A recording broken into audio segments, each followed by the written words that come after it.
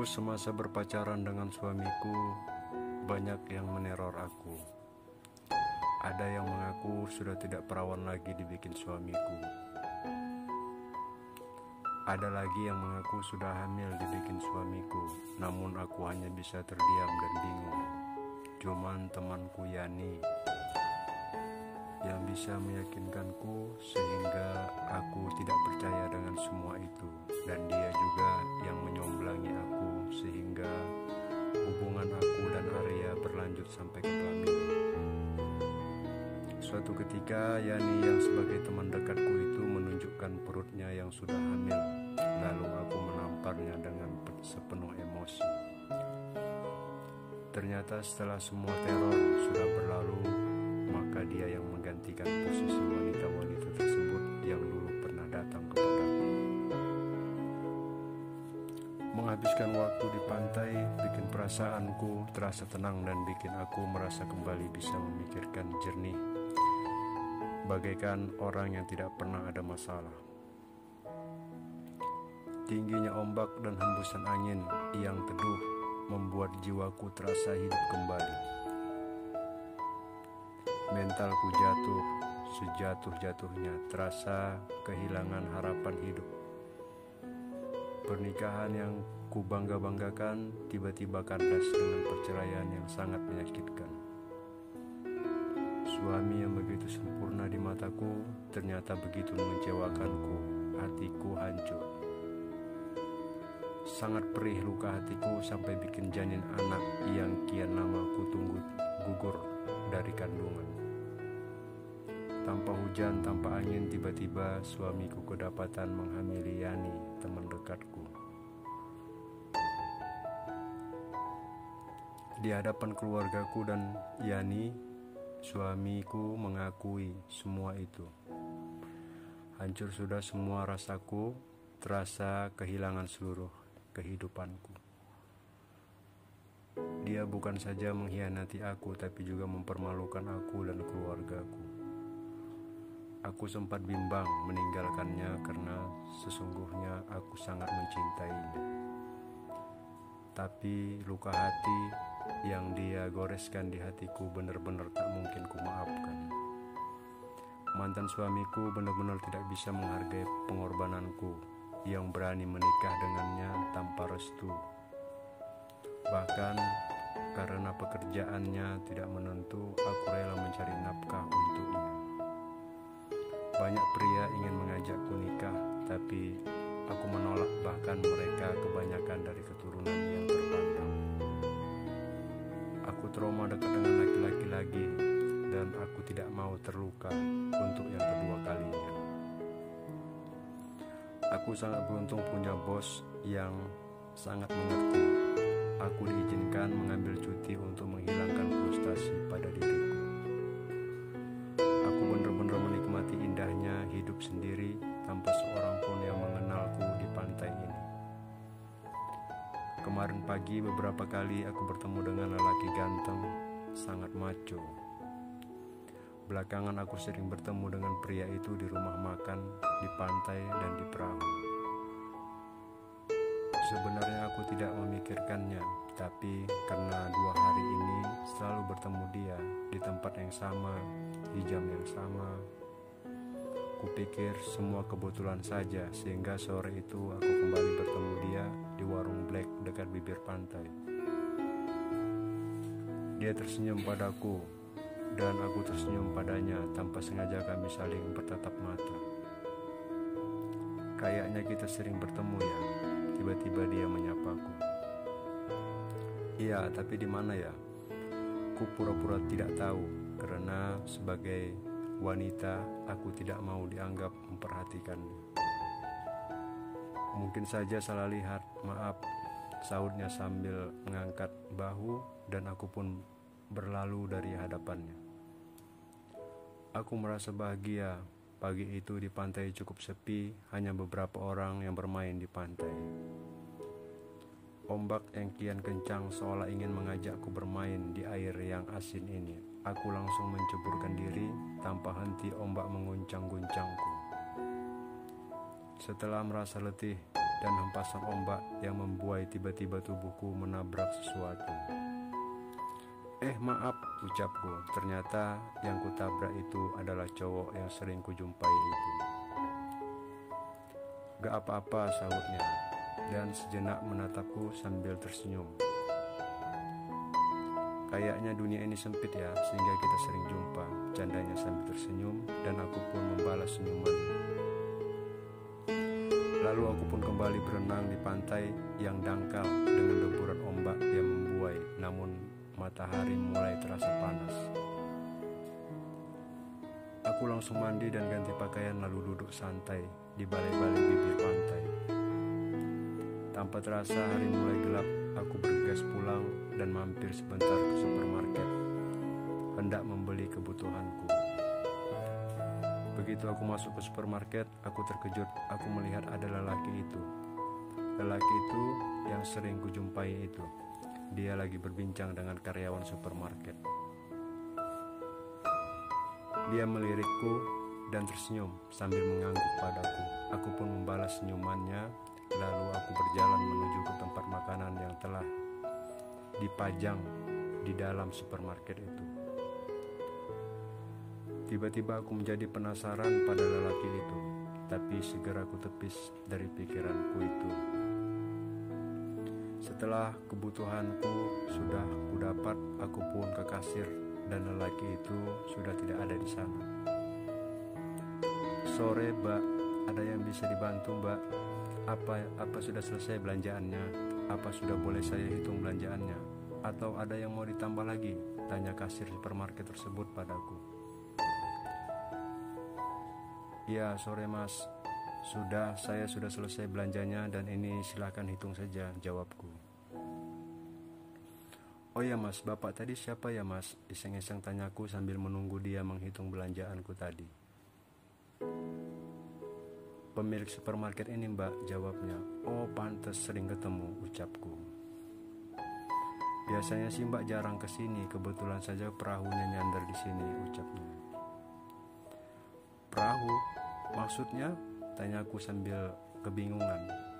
Iya Mbak, Bapak itu manusia perahu, tinggalnya di atas perahu. Dia menghabiskan waktunya berhari-hari di laut, di atas perahunya, jelasnya. Kenapa begitu? Tanyaku keheranan. Saya nggak tahu Mbak, jawabannya. Dan karena banyak yang antri bayar, saya pun beranjak keluar dari supermarket itu. Anehnya kok ada ya orang kaya begitu di zaman sekarang, ucapku dalam hati. Aku pun berjalan menuju sisi timur pantai, tempat khusus masakan tradisional. Sesampai di tempat itu, aku sedikit kebingungan mencari tempat duduk. Orang-orang begitu ramai dan tidak ketemu satupun tempat duduk buatku. Tiba-tiba seorang mencolek pundakku. Di sini aja duduknya. Dia menawarkan bangku yang kosong. Aku kaget, ternyata dia pria yang sering kujumpain itu. Awalnya aku merasa ragu. Mau tak mau terpaksa aku duduk di hadapannya dengan perasaan tak menentu.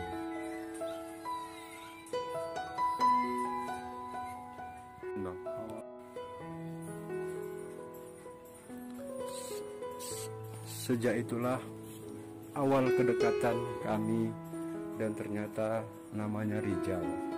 Dia seorang duda beranak satu, dan jawabannya, kenapa selama ini dia itu memilih tinggal di perahu. Ternyata dia merasa tenang dan merasa dekat dengan istri dan anaknya yang sudah tiada. Dulunya dia seorang yang miskin sehingga sering cekcok dengan istrinya karena penghasilan yang tidak menentu. Sehingga dia memutuskan untuk merantau jauh dari anak dan istrinya. Dan tidak lama kemudian dia berhasil dalam suatu bisnis sehingga dia menjadi orang kaya. Dia ingin membahagiakan anak istrinya dengan menikmati semua hasil jerih payahnya selama ini. Dia pun membelikan tiket pesawat buat anak dan istrinya. Di dalam perjalanan, pesawat yang membawa anak istrinya itu jatuh dan jasad anak istrinya sampai sekarang tidak ditemukan.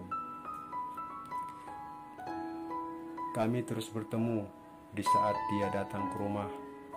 Langsung disambut oleh papa saya dan papa saya memeluk dia.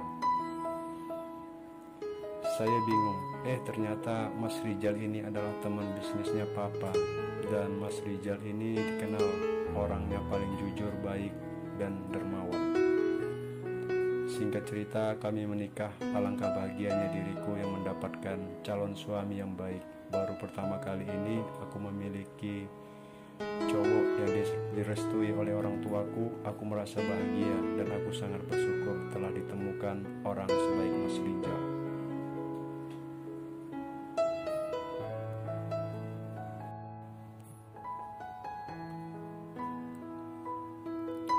Dulu semasa berpacaran dengan suamiku, banyak yang meneror aku. Ada yang mengaku sudah tidak perawan lagi dibikin suamiku. Ada lagi yang mengaku sudah hamil dibikin suamiku, namun aku hanya bisa terdiam dan bingung.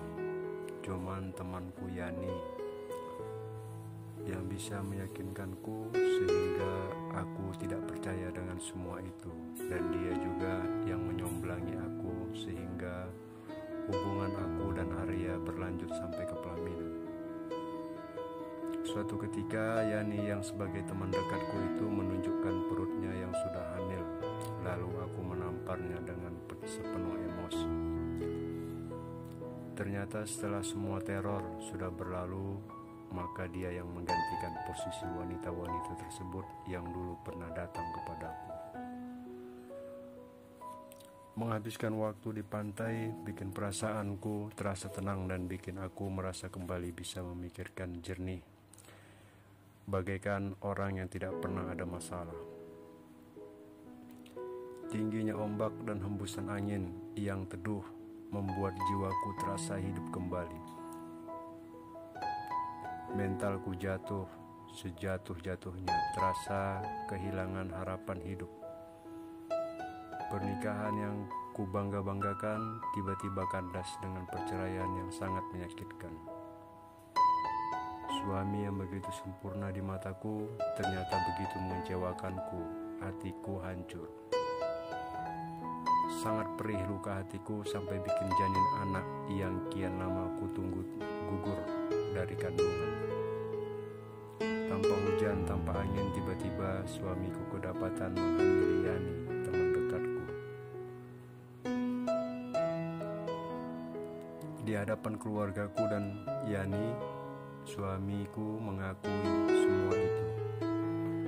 Hancur sudah semua rasaku, terasa kehilangan seluruh kehidupanku. Dia bukan saja mengkhianati aku, tapi juga mempermalukan aku dan keluargaku. Aku sempat bimbang meninggalkannya karena sesungguhnya aku sangat mencintainya.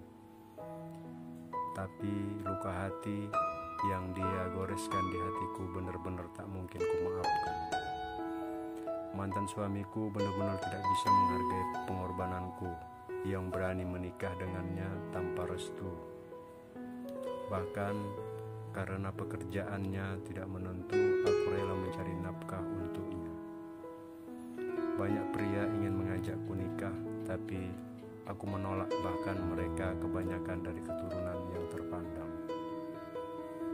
Aku trauma dekat dengan laki-laki lagi, dan aku tidak mau terluka untuk yang kedua kalinya. Aku sangat beruntung punya bos yang sangat mengerti.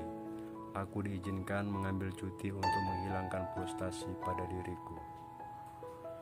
Aku benar-benar menikmati indahnya hidup sendiri tanpa seorang pun yang mengenalku di pantai ini. Kemarin pagi beberapa kali aku bertemu dengan lelaki ganteng, sangat macho.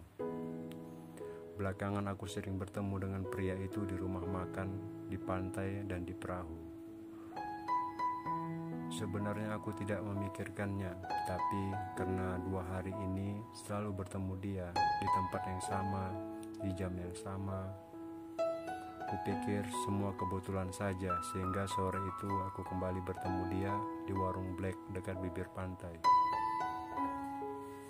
Dia tersenyum padaku dan aku tersenyum padanya. Tanpa sengaja kami saling bertatap mata. Kayaknya kita sering bertemu ya. Tiba-tiba dia menyapaku. Iya, tapi di mana ya? Ku pura-pura tidak tahu, karena sebagai wanita aku tidak mau dianggap memperhatikan. Mungkin saja salah lihat, maaf, sahutnya sambil mengangkat bahu, dan aku pun berlalu dari hadapannya. Aku merasa bahagia. Pagi itu di pantai cukup sepi, hanya